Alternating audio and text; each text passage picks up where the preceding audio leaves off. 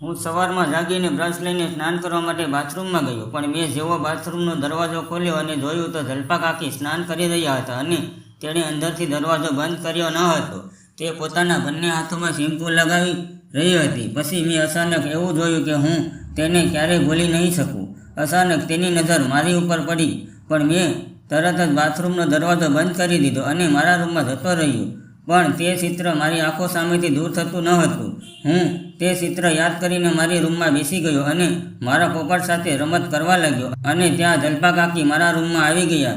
તેને જોઈને હું ખૂબ જ ડરી ગયો અને મેં મારા રમકડા સંતાડી દીધા, પરંતુ કાકીએ મારા રમકડા જોઈ લીધા હતા. તેને ખ્યાલ આવી ગયો હતો કે હું શું રમત રમતો હતો.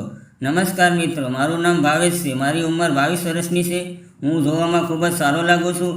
એક કાકી અમારે ઘરે જમવાનું બનાવવા અને વાસણ ધોવા માટે આવતા.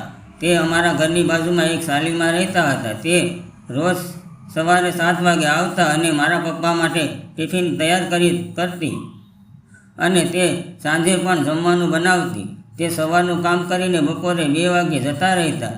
તેની પાસે ઘરની એક ચાવી હંમેશા રહેતી. જ્યારે બપોર પછી ઘરે કોઈ ના હોય ત્યારે તે ફરી આવતા અને ઘરનું બધું કામ કરી નાખતા અને સાંજે અમે જમવાનું ગરમ કરીને ખાઈ લેતા.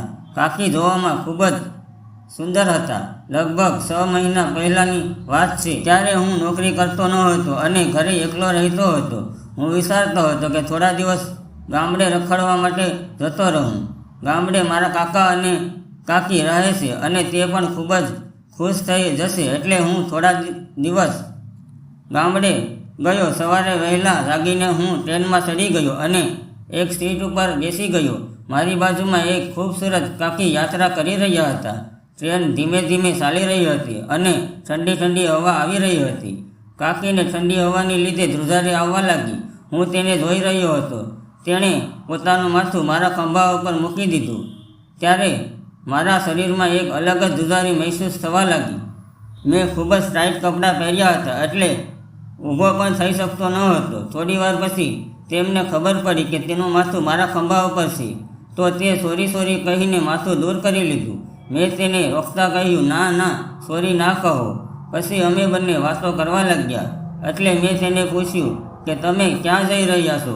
તો તેણે પણ મારા ગામના જ હતા અને તે ગામડે જઈ રહ્યા હતા. ત્યાં તેની માના ઘરે જઈ રહી હતી. તેની વાત ઉપરથી મને સમજાતું હતું કે તે પોતાના પતિ સાથે ઝઘડો કરીને ઘરે જઈ છે. આમ જ વાતો કરતાં કરતાં અમારા બંનેનું સ્ટેશન આવી ગયું. અમે બંને નીચે અને પોતપોતાના ઘરની બાજુ ચાલવા લાગ્યા. હું જ્યારે કાકાને ઘરે પહોંચ્યો તો મારા કાકા અને કાકી અને એની છોકરી દયા મને જોઈને ખૂબ જ ખુશ થઈ ગયા. સાંજનો સમય હતો. હું ખૂબ જ થાકી ગયો હતો, એટલે કાકીએ મને નહાવાનું કહ્યું. સ્નાન કર્યા પછી તેને ગરમ ગરમ ચા અને નાસ્તો આપ્યો. જો મારા કાકીની વાત કરું તો તેની હાઇટ થોડીક ઓછી છે, પણ તેનું શરીર ખૂબ જ ભરેલું છે અને તેની ઉંમર 35 થી 37 વર્ષ હોય છે. વાતો કરતાં કરતાં સાંજ પડી ગઈ. પછી કાકીએ જમવાનું બનાવ્યું. રીંગણાના ઓળાનું શાક ખાઈને મને સૂવા માટે એક અલગ રૂમ આપી દીધો. હું ત્યાં જઈને આરામથી સૂઈ ગયો. 3-4 દિવસ તો આમ જ જતા રહ્યા, પરંતુ એક દિવસ હાથમાં બ્રશ લઈને નાહવા માટે મેં બાથરૂમના દરવાજો ખોલ્યો અને મેં જોયું તો કાકી પહેલેથી સ્નાન કરી રહ્યા હતા અને તેણે દરવાજાની કડી પણ લગાવી ન હતી. તે પોતાના હાથમાં શેમ્પૂ લઈ પોતાના માથા ઉપર લગાડી રહી હતી.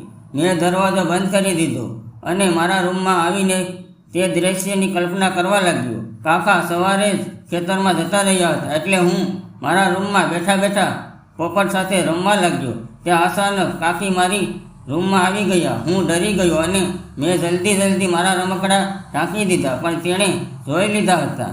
એટલે કાકી કહેવા લાગી, શું તું મને યાદ કરીને આમ કરી રહ્યો હતો? મને ખબર જ હતી કે તું આવું કોઈને કોઈ કામ કરીશ, એટલા માટે જ હું તારા રૂમમાં આવી ગઈ. મેં કાકીને કહ્યું, મને માફ કરી દેજો, પરંતુ હું પાગલ થઈ ગયો હતો. કાકીએ મને પાસે બોલાવ્યો અને બોલી, બતાવો તમારા રમકડાનો પોપટ, બતાવો. અને તે મારી પાસે બેસી ગઈ અને મારી સાથે વાતો કરવા લાગ્યા અને તે બોલ્યા, તું ગભરાતો નહીં, હું તારી દોસ્ત છું. તેણે ધીમેથી ચાદર નીચેથી સંતાડેલા મારા રમકડામાંથી પોપટનો રમકડો બહાર કાઢી લીધો અને તે મારા રમકડા સાથે રમવા લાગ્યા. પોપટ પણ ખૂબ જ મજબૂત અને રમવા લાયક હતો અને અમે બંને રમકડા રમી રહ્યા હતા. ત્યાં અચાનક મારી નજર બારી ઉપર ગઈ. મને લાગ્યું કે મને કોઈ જોઈ રહ્યું છે. મેં ઊભા થઈને ત્યાં જોયું, પણ ત્યાં કોઈ ન હતું. આમ જ 10-15 મિનિટ અમે બંને રમકડા ખેલ્યા. પછી મારા કાકી ખૂબ જ થાકી ગયા હતા અને મારા કાકા માટે ભાત લઈને ખેતર ઉપર ગયા અને હું પાણી પીવા માટે રસોડામાં ગયો. અને જ્યારે હું પાણી પીને મારા રૂમમાં જતો હતો તો મને મારા કાકાની છોકરી દયાના રૂમમાંથી અવાજ સંભળાયો. જ્યારે મેં તેના રૂમમાં નજર કરી તો દયા સોગઠાબાજી રમી રહી હતી. હું તેને સંતાઈને જોઈ રહ્યો હતો. ત્યાં અચાનક દયા બોલી, ભાવેશ, મને ખબર છે કે તું મને છુપાઈને જોઈ રહ્યો છે. અંદર આવી જા, નહીંતર હું પપ્પાને કહી દઈશ કે તું તારા કાકી સાથે રમકડે રમતો હતો. તેની વાત સાંભળીને હું ડરી ગયો અને ઝડપથી તેના રૂમમાં જતો રહ્યો. તેણે મને અને કાકીને રમકડે રમતા જોયા હતા, એટલે મને લાગ્યું કે મારે પણ હવે તેને મનાવવા માટે મારે તેની વાત માનવી પડશે. તે રમત રમવા માટે તૈયાર હતી. સોગઠાબાજી ગોઠવેલી હતી, એટલે અમે બંને રમવાનું શરૂ કર્યું. અમારા બંને વચ્ચે એક ગેમ પૂરી થતાં લગભગ અડધા કલાકનો સમય જતો રહ્યો. ગેમ પૂરી કર્યા પછી હું ફ્રેશ થવા માટે બહાર જતો રહ્યો. હું મારા કાકાના ઘરે લગભગ 15-20 દિવસ રોકાણો. ત્યાં સુધી હું મારા કાકાને તેના ખેતરમાં ખૂબ જ મદદ કરતો અને મારી કાકી સાથે અને દયા સાથે જ્યારે પણ સમય હોય ત્યારે અવનવી રમતો રમતો અને ખેલતો. આ દિવસો મારી જિંદગીના યાદગાર દિવસો હતા.